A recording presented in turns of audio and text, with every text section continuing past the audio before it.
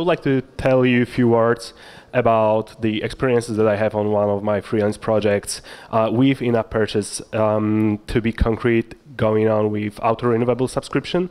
I won't focus too much on the code itself, so that there will be only like mentions of the methods that you will either use or can make some trouble to you when you will be implementing that.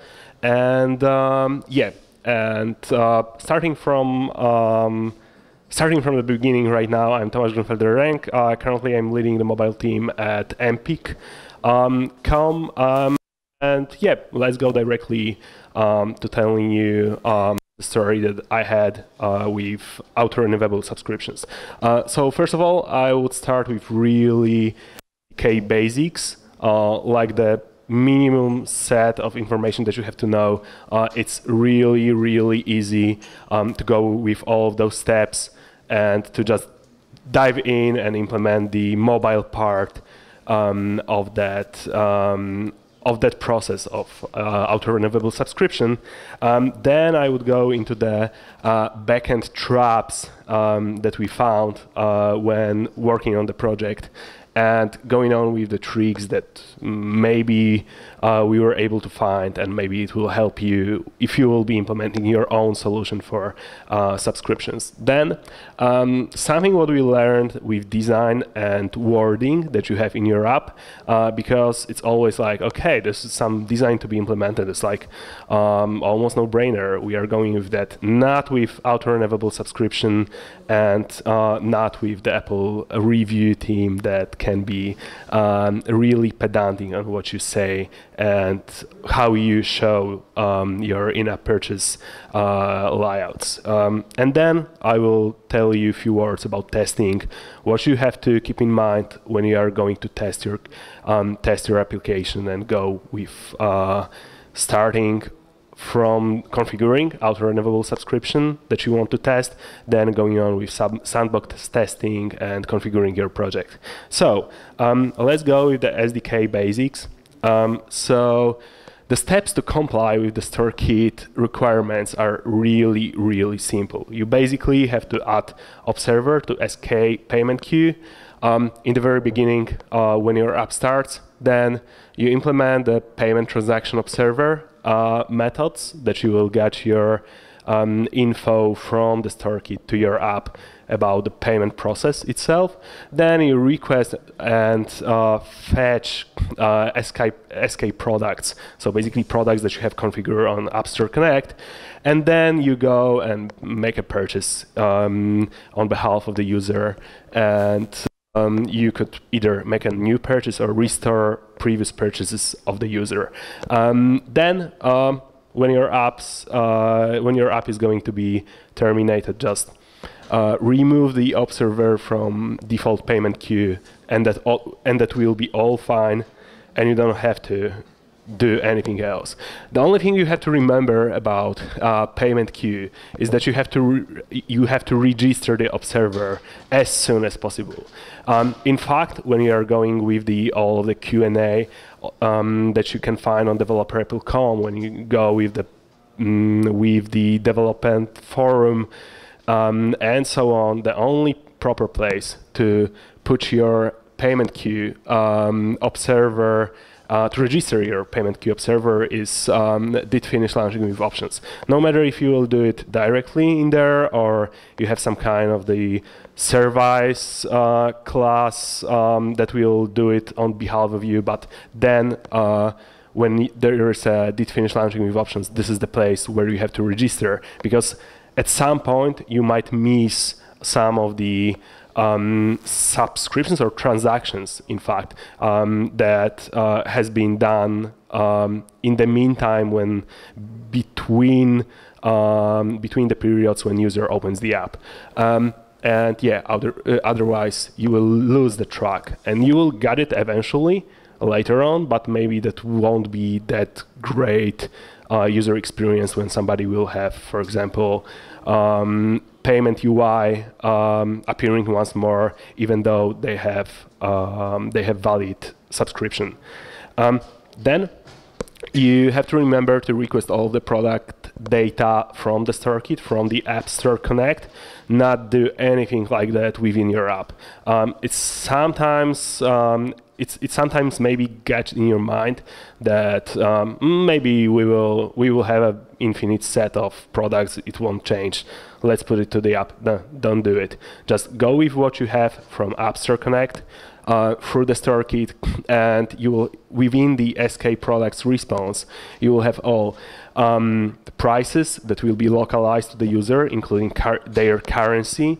You will have localized name, localized description of your product. You can always configure it live, even after starting the app. You can't change the basics, but you can adjust the price, you can adjust the name, and it wouldn't be a big deal if there is something on the business side that you maybe would like to adjust the name a bit, or the description of the product a bit. And then you are performing purchase by adding the product to your payment queue that you have registered before, and it's like just adding the SKI payment that is linked with the SKI product, and you are adding it to the payment queue. And then you wait for callback to be launched by the store kit, and with payment queue updated transactions, you will have the array of transactions that you have to take care of. You have to remember to finish the transaction after the server-side validation is done, because otherwise it will appear once more and once more and once more in that queue. And you have to remember also that you have to handle all of the transaction states. And for some of the states, like deferred, when there is some kind of the account supervisor that has to agree on the payment, then you will basically get these transactions once more. You don't want to finish it right now, and you would like to get an info that, hey, okay, that agreement has been made, and supervisor of that child, for example, let them buy that product. So then you will go, and then you will fall into the part when everything's fine, when transaction is completed, when it's finished, and you can basically go on and finish the transaction and show the paid content to the user. And there is something that you also have to know, that even the compiler will let you know with the warning that you better use unknown default within your switch case, where you will be checking all of the states of the transaction, and it's good approach to log that occurrences to your backend, because then you will have some kind of the red flag that, hey, maybe it's time to update your app, because there are some states that we are not able yet to process. Going on with SDK basics, start with store kit development documentation, and really don't do too long didn't read. Just go step by step. It's not that long, and it will save you a lot of time of debugging the app and figuring out, hey, what's going on? Why? I should get the product, I should get the transaction, there's nothing in here. So definitely start with that. Then if you got into the point when you believe that everything's fine, but actually it does not work like intended, then go and check their tech notes with frequently asked questions about the subscriptions itself, about the process of testing, or the backend part. And speaking of the backend part, I will tell you a few words about traps and tricks that we found during that implementation. So first of all, don't rely only on the server-to-server notification, because there is a mechanism where Apple can inform you and your backend that, hey, there is a new transaction. And in our case, it was like Spanish Inquisition. You can never expect it. It will arrive or it won't. Second of all, there's a little amount of data that goes with the JSON payload you got for the notification, and you still need to check the receipt using the second method, the historically looking, the older one, that is a status polling using the last received receipt that you got from the app, from the user. So basically, when you have either periodically, so refreshing subscription states, something like once a day, it will be absolutely fine. You can do it as your cron job and go and verify your set of users that you have who still has valid subscription and who doesn't. So this is rather the way the error-proof part that you can use to make sure that all of your users have a valid transaction. Valid subscription. So then. You verify current subscription state by pushing receipt from the phone to your backend relatively often. So basically, when the app starts, you can refresh the receipt on the device, grab it, send it to your server, then you store it on your server, and you basically verify eligibility of the subscription by checking the latest transaction within in-app within in-app array of transactions that you get when you will validate it with Apple. Then it will get unencrypted, decrypted, and you will have the answer back to you. And you basically check if the last expires date is in past or in the future, and you know if the subscription is still valid or not. And don't be shocked if you received an empty latest receipt info or in-app array. That means that either user has not yet started the transaction process, or the payment, the physical payment, so charging the money from your card, has not yet been accomplished. This is like really minor part of transactions, but when you will go live, you will for sure see such kind of the behaviors that, okay, I got an information from Apple after validating the receipt that this receipt is valid, but there are no transactions in there. So then you have to figure out, okay, so the process is still in progress, and somehow store it on your part and verify it later.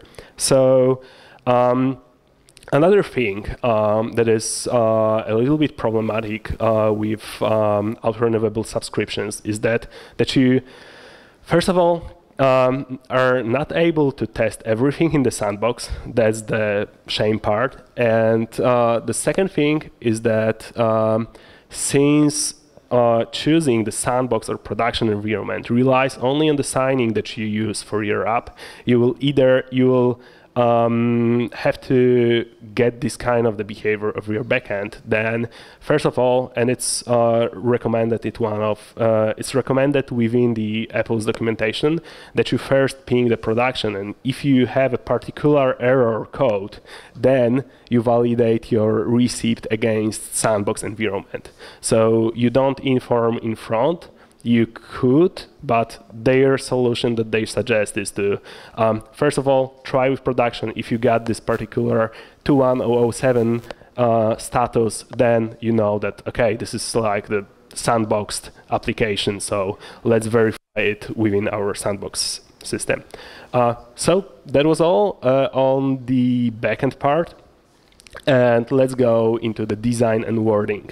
So, unless you want to have a such route to the App Store, starting with, in here, that was 2 weeks, 3 releases, and all of those issues that we were rejected and we were discussing with them was that there were some either wording or wording or design issues with the app. So first of all, you have to make sure that your designs fully comply with Apple's auto-renewable subscriptions guide that they have published.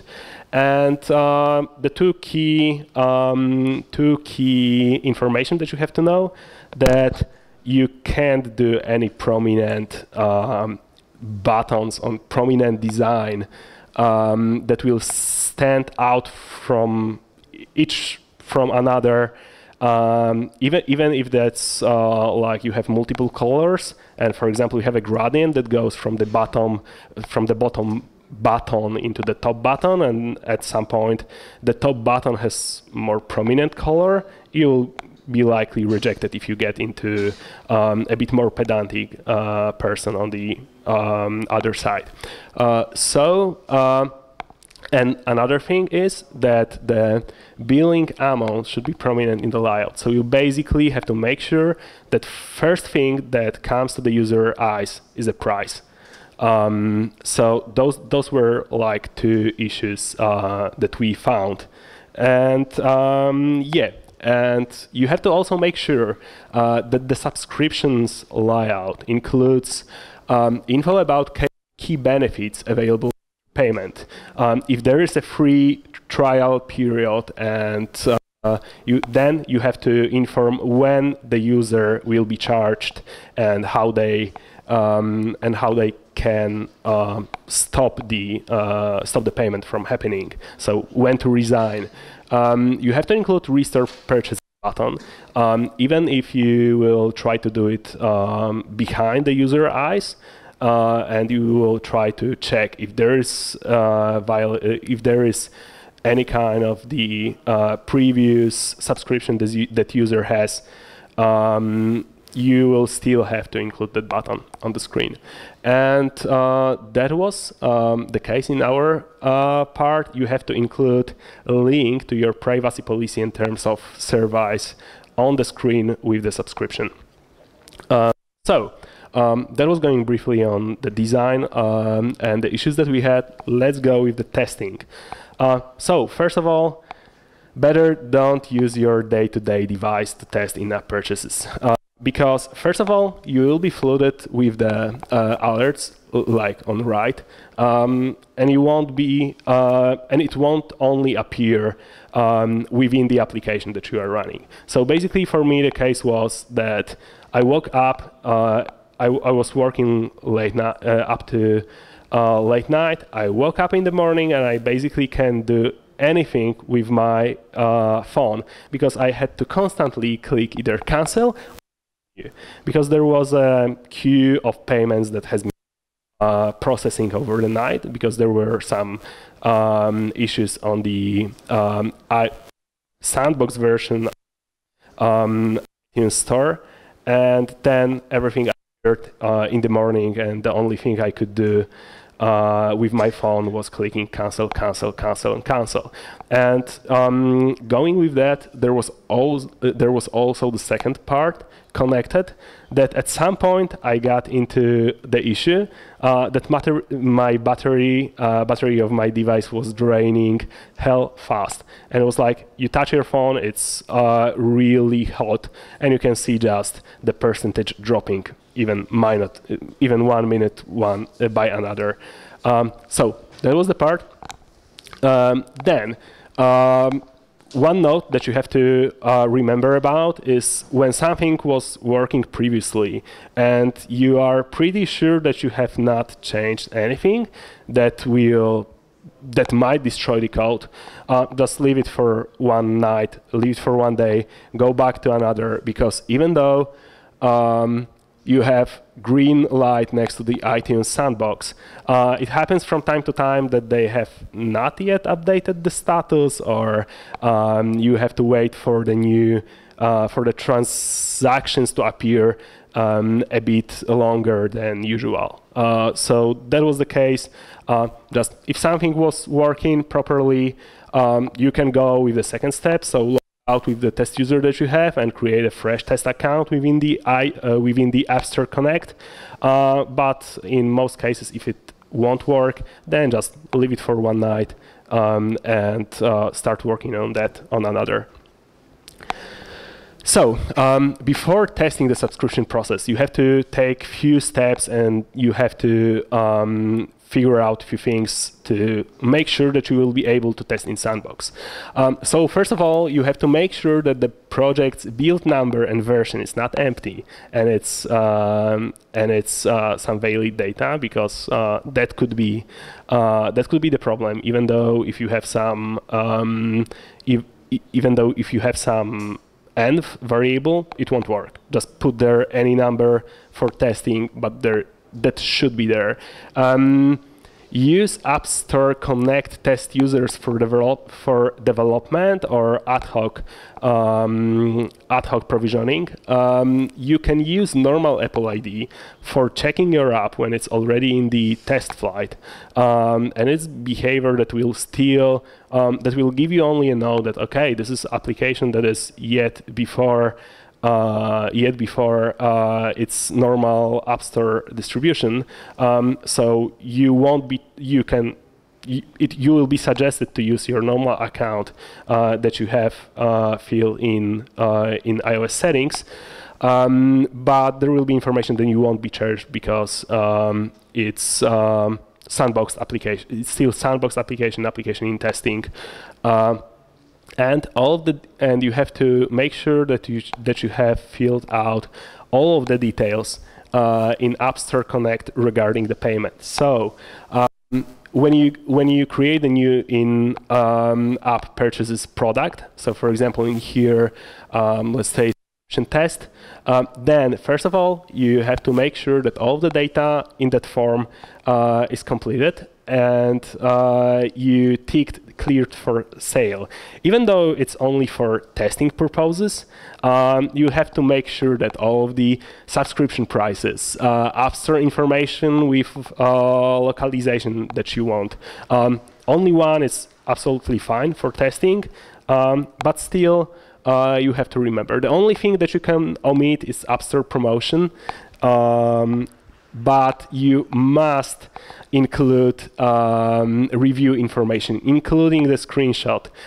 Even though it does not go yet to the App Store review, you have to put that information to be able to test Sandbox application on your device. So the last thing that you have to do is to log out from any previously used test accounts in iTunes and App Stores. So this is like the normal iOS settings. Up to iOS 12, you had to log out from your normal account, and the normal flow were used. But since iOS 12, you have the separate part Sandbox account that will appear after first try of performing a subscriptions against app in development. So you have to remember to log out, because there might be a case that you had another project that used the subscription, and there will be a tricky part like figuring out why it does not work, because you have basically the test user from another client. And I would strongly recommend using newly created test users. So use fresh accounts, so you don't have any issues with that leftovers that can be left on the user that you are testing previously. It's really easy to create one, so it's not a big deal. Thank you. You can follow me on Twitter.